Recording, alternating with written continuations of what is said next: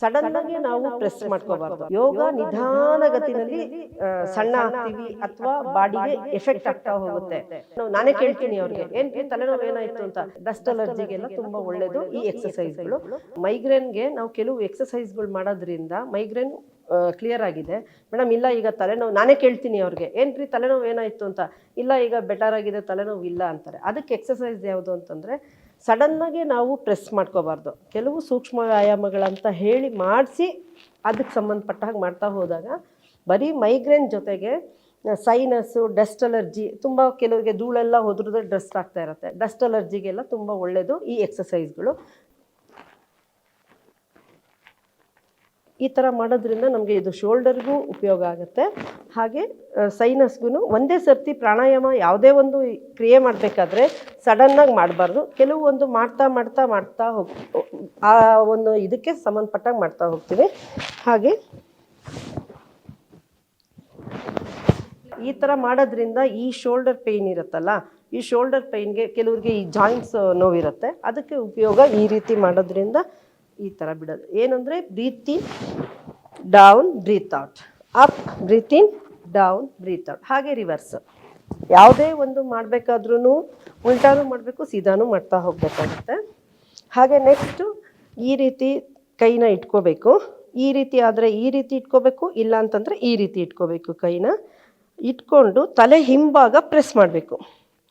ತಲೆ ಹಿಂಭಾಗ ಪ್ರೆಸ್ ಮಾಡಿದಾಗ ಮೈಗ್ರೇನಿಗೆ ತುಂಬ ಒಳ್ಳೆ ಎಕ್ಸಸೈಸ್ ಇದು. ಆದರೆ ಬ್ರೀತ್ ಇನ್ ಮಾಡಬೇಕು. ಡೌನ್ ಬಂದಾಗ straight, breathe out, down, breathe in, straight, breathe out, breathe in, down, breathe out, straight. ಹಾಗೆ ನೆಕ್ಸ್ಟು ಈ ನಮ್ಮ ಕೈ ಇರುತ್ತಲ್ಲ, ಈ ಹಸ್ತನ ಈ ಕಿವಿ ಹತ್ತಿರ ಪ್ರೆಸ್ ಮಾಡ್ಕೋಬೇಕು. ಲೈಟಾಗಿ ಪ್ರೆಸ್, ಹಾಗೆ ಬ್ರೀತ್ ಔಟ್, ಬ್ರೀತ್ ಇನ್, ಪ್ರೆಸ್, 1 2 3, ಹಾಗೆ ಡೌನ್, ಬ್ರೀತ್ ಔಟ್. ಒಂದು 5 ಕೌಂಟಿಂಗ್ವರೆಗೂ ಪ್ರೆಸ್ ಮಾಡ್ಕೋಬೇಕು. ಹಾಗೆ breathe in, breathe out, breathe in, press, 1 2 3, ಹಾಗೆ ಡೌನ್. ಹಾಗೆ ಹಣೆ ಮೇಲೆ press, breathe in, breathe out, breathe in, press, 1 2 3, ಹಾಗೆ ಕೈ ಲಾಕ್ ಮಾಡಬೇಕು. ತಲೆ ಹಿಂಭಾಗ ಪ್ರೆಸ್ ಮಾಡ್ಕೋಬೇಕು. Breathe in, breathe out, breathe in, press, 1 2 3, ಹಾಗೆ ತಲೆ ಮೇಲೆ press, breathe in, breathe out, breathe in, press, 1 2 3, ಹಾಗೆ ಹಣೆ ಮೇಲೆ ಪ್ರೆಸ್, ಬ್ರೀತ್ ಔಟ್, ಬ್ರೀತ್ ಇನ್, ಪ್ರೆಸ್, 1 2 3, ಹಾಗೆ ರಿಲ್ಯಾಕ್ಸ್. ಇದನ್ನು ಮಾಡೋದ್ರಿಂದ ನಮಗೆ ಮೈಗ್ರೇನ್, ಡಸ್ಟ್ ಅಲರ್ಜಿ ಮತ್ತು ತುಂಬ ಒಳ್ಳೆಯದು ಇದು ಇದಕ್ಕೆ. ಮತ್ತು ಮೈಗ್ರೇನ್ ಅವ್ರಿಗೆ ಮತ್ತು ತಲೆನೋವು ಆವಾಗವಾಗ ಬರ್ತಿರುತ್ತಲ್ಲ, ಅವರಿಗೆ ನಾವು ಪ್ರಾಣಾಯಾಮನಲ್ಲಿ ಅನುಲೋಮ ವಿಲೋಮ ಅಂತ ಮಾಡ್ತೀವಿ. ಇದನ್ನು ಮಾಡೋದ್ರಿಂದ ನಮ್ಮ ತಲೆಯಲ್ಲಿ 142,000 ನರನಾಡಿಗಳು ಆ್ಯಕ್ಟಿವೇಟ್ ಆಗುತ್ತೆ. ಸೊ ಮೆಮೊರಿ ಪವರು ತುಂಬ ಚೆನ್ನಾಗಿರುತ್ತೆ ಇದನ್ನು ಮಾಡೋದ್ರಿಂದ. ಅನುಲೋಮ ವಿಲೋಮ ಅಂತ ಹೇಳಿ ನಾವು 2 ಬೆರಳುಗಳನ್ನ ಮರ್ಚ್ಕೋಬೇಕು. ಹೆಬ್ಬೆರಳಿಂದ ಲೆಫ್ಟ್ ಬ್ರೀತ್ ಇನ್ ಮಾಡಬೇಕು, ಮತ್ತು ಮುದ್ರೆ ಇಟ್ಕೋಬೇಕು, ಚಿನ್ ಮುದ್ರೆ.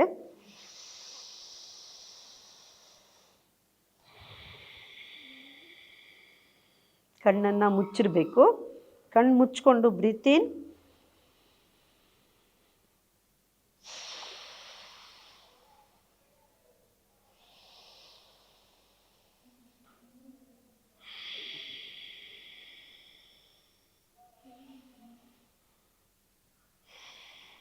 ಈ ಥರ ಮಾಡೋದ್ರಿಂದ. ಇದನ್ನು ಮಾಡಬೇಕಾದ್ರೂ ಕೆಲವರು ತಪ್ಪುಗಳೇನು ಮಾಡ್ತಾರೆ ಅಂತಂದರೆ, ಆವಾಗ ಏನಾಗುತ್ತೆ ನಮಗೆ ಅದರಿಂದ ಯಾವುದೇ ರೀತಿ ಎಫೆಕ್ಟ್ ಆಗಲ್ಲ. ಎಷ್ಟು ಸ್ಲೋ ಆಗಿ ಮಾಡ್ತೀವಿ ಅಷ್ಟು ಒಳ್ಳೆಯದು ಅನುಲೋಮ ವಿಲೋಮ. ಪ್ರಾಣಾಯಾಮನಲ್ಲೇ ನಾವು ನಿಧಾನವಾಗಿ ಮಾಡ್ತಾ ಹೋದಾಗೆ ತುಂಬ ಒಳ್ಳೆಯದು. ಅದಕ್ಕೋಸ್ಕರ ಯೋಗ ಮಾಡೋವಾಗ ಯೋಗಗೂ ಜಿಮ್ಗೆ ಇರೋ ವ್ಯತ್ಯಾಸ ಏನು ಅಂತಂದರೆ, ಯೋಗ ನಿಧಾನಗತಿನಲ್ಲಿ ಸಣ್ಣ ಆಗ್ತೀವಿ ಅಥವಾ ಬಾಡಿಗೆ ಎಫೆಕ್ಟ್ ಆಗ್ತಾ ಹೋಗುತ್ತೆ. ನಿಮಗೆ ಜಿಮ್ಮಲ್ಲಿ ಫಾಸ್ಟಾಗಿ ಎಫೆಕ್ಟ್ ಆಗುತ್ತೆ. ದೇಹದ ಮೇಲೆ ತುಂಬ ಶಕ್ತಿ ಬೇಕು ಯಾವುದಕ್ಕೆ, ಜಿಮ್ಗೆ. ಉಸಿರಾಟ ಕ್ರಿಯೆ ಫಾಸ್ಟಾಗಿ ತೊಗೊಳ್ತೀವಿ.